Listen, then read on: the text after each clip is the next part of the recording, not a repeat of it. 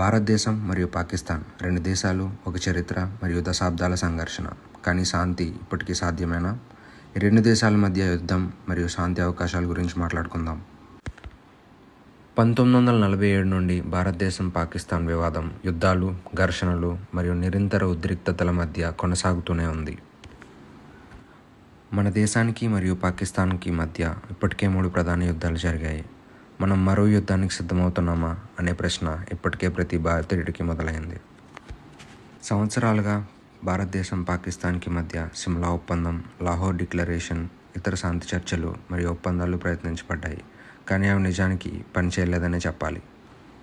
ఇప్పుడున్న పరిస్థితులు చూస్తుంటే సరిహద్దు వద్ద మన దేశం ఆపరేషన్ సింధూర్ 2.0కి సిద్ధంగా ఉందని చెప్పొచ్చు. ఇది ఇలాగే కొనసాగితే యుద్ధానికి దారితీసే అవకాశాలు కూడా ఉన్నాయి. మీరేమనుకుంటున్నారు? భారతదేశం మరియు పాకిస్తాన్ మధ్య శాంతి సాధ్యమయ్యే అవకాశాలు ఉన్నాయా? కామెంట్స్లో మీ అభిప్రాయాలు తెలియజేయండి. ఈ వీడియో నచ్చితే లైక్ చేయండి, షేర్ చేయండి మరియు సబ్స్క్రైబ్ చేయడం మర్చిపోకండి. Thank you.